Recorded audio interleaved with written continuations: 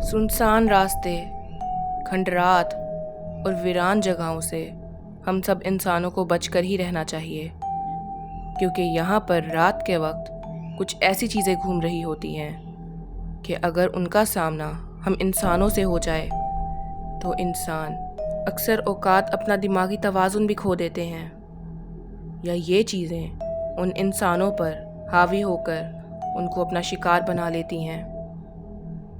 दोस्तों, मैं हूँ आपकी host and welcome to my channel horror talkies. उम्मीद करती हूँ आप सब लोग खैरियत से होंगे। आज मैं आप लोगों के लिए इन्हीं वीरान रास्तों और खंडरात की कुछ सच्ची डरावनी कहानियाँ लेकर आई हूँ। वीडियो शुरू करने से पहले मैं आपको कहना चाहूँगी कि अगर आप चैनल पर नए हैं तो चैनल को सब्सक्राइब करना मत भूलिएगा। वीडियो बहुत इंटरेस्टिंग है, तो एंड तक लाजमी देखिएगा। तो लाइट्स ऑफ करें, स्नैक्स पकड़ें और तैयार हो जाएं डर की वादियों में जाने के लिए।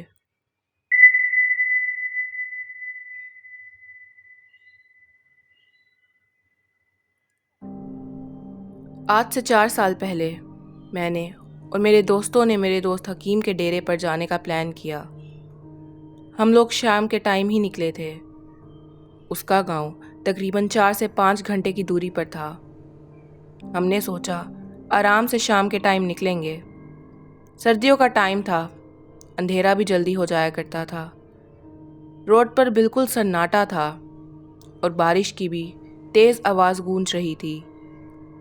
वहाँ रोड पर सिर्फ हमारी ही गाड़ी थी जो कि नज़र आ रही थी। जब हम गांव में दाखिल हो रहे थे तो हमने देखा कि वहाँ बहुत से लोग एक जगह बारिश से बचने के लिए खड़े हैं। उनकी हालत देखकर ऐसा लग रहा था जैसे वो बहुत बुरी तरह डरे हों। वो सब नौजवान थे और ऐसा लग रहा था कि वो वहाँ के मकीन नहीं हैं। हमने शीशा नीचे किया और उनसे पूछा कि आपको क्या हुआ है। उनमें से एक लड़का आगे बढ़ा और हमें कहने लगा कि भाई, आगे जाना खतरे से खाली नहीं है।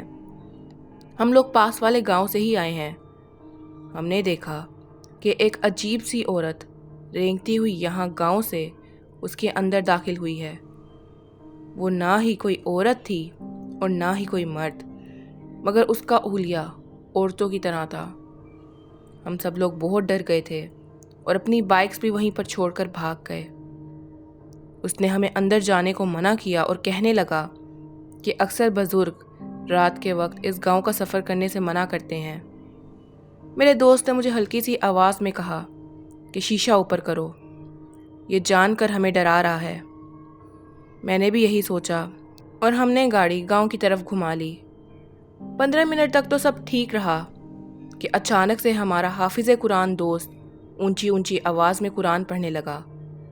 हमने उससे पूछा कि क्या हुआ है, तो उसने कहा कि हरगिज़ इधर उधर मत देखना और तेज़ी से गाड़ी चलाओ और उसको मंजिल तक पहुंचाओ। मैं गाड़ी को तेज़ चला रहा था, मगर मुझे ऐसा लग रहा था कि कोई गाड़ी को पीछे की तरफ खींच रहा हो। हम घबरा गए क्योंकि हमारी गाड़ी आगे को ही नहीं जा रही थी। मेरे एक दोस्त ने हमारे दोस्त जिसके घर हम जा रहे थे उसको कॉल मिलाई, मगर उसका नंबर भी बंद जा रहा था। हम सब लोग बहुत डर गए थे। हमारा हाफिज़े कुरान दोस्त ऊंची ऊंची आवाज़ में कुरान पढ़ रहा था। उसने हमें मना किया था कि कोई पीछे मुड़कर नहीं देखेगा। अभी उसका इतना कहना ही था कि हमारी गाड़ी बंद हो गई। मेरा एक दोस्त चीखने लगा और फिर वो वहीं बेहोश हो गया। अब हम 3 ही उस गाड़ी में डरे सहमे बैठे थे। हमने अपने बेहोश दोस्त को जगाने की कोशिश की, मगर वो होश में ही नहीं आ रहा था। उसका जिस्म बुखार से तप रहा था। मैं हिम्मत करके बाहर निकला और कार का बोनट खोला। इतना धुआं निकला जैसे कि कोई गाड़ी काफ़ी देर से चल रही हो। मैं अपने फ़ोन की टॉर्च ऑन की। मेरा दिल जैसे रुक ही गया।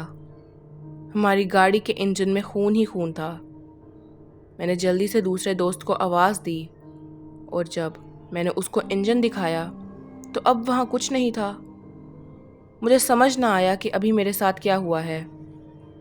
उसने मुझसे पूछा कि क्या है, क्या मसला है। मैं उसको देखने लग गया तो उसको समझ में आ गई कि कुछ तो अजीब हुआ है। ہمیں سمجھ آ گئی تھی کہ ہمیں یہاں نہیں آنا چاہیے تھا۔ میرا دماغ کام نہیں کر رہا تھا۔ ایک دم سے مجھے غصہ آیا اور میں اس دوست سے لڑنے لگا۔ ہم دونوں لڑ رہے تھے کہ ہمارے تیسرے دوست نے آ کر ہماری لڑائی رکوائی۔ میرا دماغ جیسے خوف کی وجہ سے بند ہو رہا تھا۔ ہماری حالت اتنی خراب ہو گئی تھی کہ ہم اپنے دوست سے یہ بھی نہیں پوچھ پا رہے تھے کہ اس نے آخر ایسا کیا دیکھا ہے کہ اس نے تلاوت قرآن شروع کر دی۔ تھوڑی دیر بعد ہم نے دور سے ایک آتا بائک دیکھا۔ اس نے ہماری مدد کی اور ہمیں اپنی منزل تک پہنچایا۔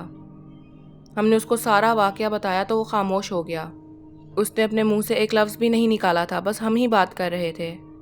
جب ہم اپنے دوست کے گھر کے باہر پہنچے تو ہم نے ان کو جاتے جاتے شکریہ کہنا چاہا، مگر جیسے ہی ہم نے پیچھے مڑ کر دیکھا تو وہاں پر کوئی نہیں تھا۔ میرے ایک دوست کے کان میں آواز گونجی کہ یہاں پر رات کے وقت سفر کرنا کسی خطرے سے خالی نہیں ہے، اور رات کے وقت یہاں بھول کے بھی مت آنا۔ میرے دوست نے گھبرا کر ادھر ادھر دیکھا، مگر وہاں کوئی بھی موجود نہیں تھا۔ بائک والا شخص بھی مانو جیسے ہوا میں ہی غائب ہو گیا تھا۔ ہم بہت ڈر گئے تھے۔ خیر ہم اس دوست کے گھر آئے اور اس وقت تک ہمارا بے ہوش دوست بھی ہوش میں آ چکا تھا۔ اس کی حالت بھی اب بہتر تھی۔ ہم نے اس سے پوچھا کہ تم نے ایسا کیا دیکھا تھا جو تم بے ہوش ہو گئے؟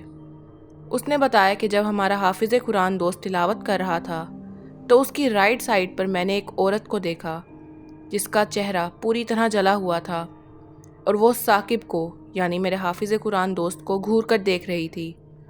بس اس کے بعد مجھے کچھ یاد نہیں رہا۔ اور جب ہم نے اپنے حافظ قرآن دوست سے پوچھا کہ اس نے کیا دیکھا تھا تو وہ بتاتا ہے کہ جب اس نے گاڑی کے پیچھے مڑ کر دیکھا تو اس کو گاڑی کے پیچھے کچھ چھوٹے چھوٹے لوگ نظر آئے جو کہ عجیب طرح سے چل رہے تھے اور ایک آگ کے گرد چکر کاٹ رہے تھے۔ ہمیں آج تک یہ سمجھ نہیں آیا کہ ہم جس راستے سے گزرے تھے وہاں وہ چھوٹے چھوٹے لوگ کیا کر رہے تھے اور وہ کہاں سے آئے۔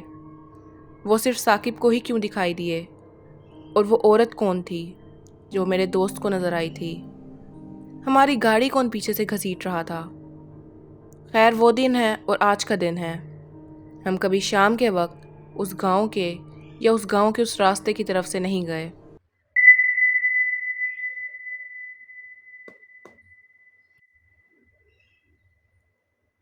دوستو آج سے پہلے تو ہم نے یہی سنا تھا کہ اندرون لاہور کی بہت سی گلیاں اتنی تنگ ہے کہ وہاں سے ایک ٹائم میں صرف ایک ہی انسان گزر سکتا ہے۔ لیکن کیا کبھی آپ نے یہ سوچا ہے کہ جو گلیاں اتنی تنگ ہیں وہ اپنے اندر کن پراسرار چیزوں کو لے کر بیٹھی ہیں؟ دوستو یہ والی کہانی ہمارے پاس اندرون لاہور کی طرف سے آئی ہے، یعنی وہاں پر ایک شخص رہتے تھے جنہوں نے ہمیں یہ کہانی بھیجی ہے۔ تو آئیے انہی کی زبانی اس کہانی کو سنتے ہیں۔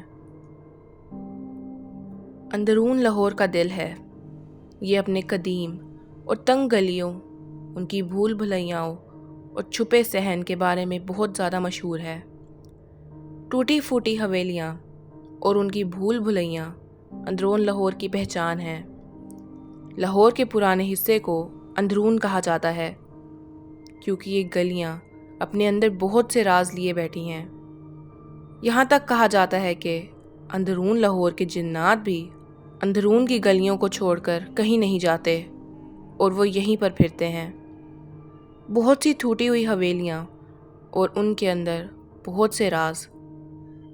خیر انہی حویلیوں میں سے ایک حویلی ہمدانی فیملی کے نام ہے۔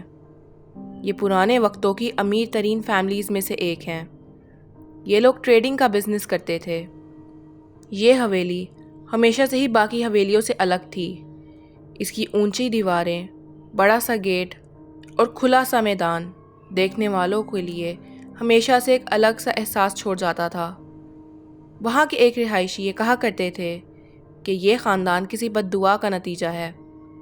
ان لوگوں کے خون میں دولت کا نشہ اور لالچ زبان سے چھلکتی تھی، اور غرور تو ان میں ٹوٹ کر پایا جاتا تھا۔ یہ نہ صرف زبان کے سخت تھے بلکہ یہ بہت ظالم بھی تھے۔ کہا جاتا تھا کہ ان کا تعلق شیطانی ٹولے سے ہے اور ان کی حویلی میں بہت سے شیطانی مخلوق کا سایہ ہے۔ یہ بھی کہا جاتا تھا کہ یہاں لوگ غیر مرئی مخلوقات اور رات کے وقت بھٹکتی ہیں جس پر اس خاندان نے ظلم کیا تھا۔ بہت سال گزر جانے کے بعد اس خاندان کی تباہی کا وقت شروع ہو گیا۔ ان کا کاروبار ختم ہو گیا اور وہ حویلی ویرانے میں ڈوب گئی۔ اس حویلی کا خوف بھی کئی مرتبہ بڑھ گیا تھا۔ اس خاندان کے بہت سے لوگ عجیب طرح سے مارے گئے اور باقی لوگوں نے حویلی کے پیچھے 2 کمروں میں اپنا گزارا کیا۔ کئی عرصے بعد ایک رات کی بات ہے جب رات کے وقت 5 سے 6 دوستوں کا گروپ اس حویلی کی کہانیاں سن کر اسے ایکسپلور کرنے کے لیے آیا تھا۔ وہ اس ٹوٹے ہوئے گیٹ سے داخل ہوئے اور صحن میں جا پہنچے۔ انہوں نے دیکھا کہ صحن کی دیواریں ڈراؤنی خوفناک بیلوں سے بھری ہوئی ہیں۔ ان کے بیچ موجود فوارہ سوکھ چکا ہے۔ ڈرنے کے باوجود بھی ان دوستوں نے ہار نہیں مانی اور مزید اندر جا کر دیکھنے کا سوچا۔ جب وہ حویلی کے درمیان میں پہنچے تو سامنے کی طرف سیڑھیاں تھیں۔ جب وہ سیڑھیاں چڑھ رہے تھے تو تب ان پر عجیب سا خوف طاری ہو رہا تھا۔ حویلی کی ہر چیز مکڑی کے جالوں سے ڈھکی ہوئی تھی اور ہر چیز پر مٹی اور عجیب سی بدبو تھی۔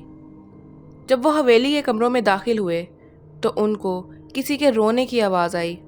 جب وہ حویلی کے کمروں میں داخل ہو رہے تھے تو ان کے رونگٹے کھڑے ہو گئے۔ انہوں نے سامنے ایک کرسی پر ایک ڈھانچہ دیکھا۔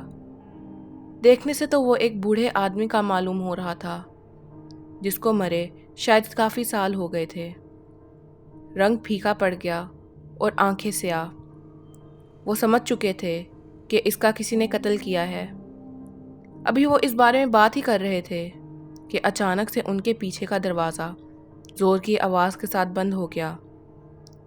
ان سب نے اپنی طرف بڑھتے ہوئے قدموں کی آواز سنی جو کہ ان کے ڈر میں اضافہ کر رہی تھی۔ جب وہ حویلی میں آئے تھے تو حویلی بالکل خالی تھی۔ تو رات کے اس پہر کون اس بند حویلی میں گھوم رہا تھا؟ اچانک سے انہوں نے اپنے سامنے ایک سائے کو چلتے ہوئے دیکھا۔ ساتھ میں ہی کسی کے ہنسنے کی آوازیں بھی آنا شروع ہو گئی تھیں۔ ان سب نے وہاں سے بھاگنا چاہا مگر ایسا لگ رہا تھا کہ کسی نے ان کے پیروں کو پکڑ لیا ہو۔ وہ چیخ چلا رہے تھے، اپنی جان بچا کر بھاگنے کی کوشش کر رہے تھے مگر کوئی بھی کوشش کامیاب نہیں ہو پا رہی تھی۔ پھر ان میں سے ایک لڑکے نے اللہ کے ناموں کا ورد شروع کیا۔ دیکھتے ہی دیکھتے اس چیز نے ان کو چھوڑ دیا اور اس چیز کے چیخنے کی آوازیں پوری حویلی میں گونج رہی تھیں۔ وہ لوگ وہاں سے اپنی جان بچا کر بھاگے اور اس دن کے بعد اس حویلی میں کیا اندرون لاہور میں بھی کبھی داخل نہیں ہوئے۔ وہ حویلی ایک بار پھر اپنے راز اپنے اندر لیے تاریکی اور خاموشی میں ڈوب گئی۔ دوستو، اکثر اوقات ایسی خالی جگہوں پر جنات یا چڑیل اپنا بسیرا کر لیتے ہیں، تو آپ لوگ بھی اس طرح کی جگہوں پہ جانے کے لیے زیادہ ایکسائٹڈ مت ہوا کریں اور اپنا دھیان رکھا کریں۔ دوستو، یہ تھی آج کی کہانیاں۔ امید کرتی ہوں آپ کو پسند آئی ہوں گی۔ ویڈیو اچھی لگی ہو تو ویڈیو کو لائک اور چینل کو سبسکرائب کرنا مت بھولیے گا۔ میں آگے آپ کے لیے بہت ہی انٹرسٹنگ اور دل دہلا دینے والی لانگ سٹوریز لے کر آ رہی ہوں، تو ان سب کے لیے آپ کو چینل کو سبسکرائب کرنا لازمی ہوگا اور بیل آئیکن پریس کرنا مت بھولیے گا۔ اپنا بہت خیال رکھیں۔ ملتے ہیں ایک نئی دل دہلا دینے والی ویڈیو کے ساتھ، لیکن تب تک کے لیے اللہ حافظ۔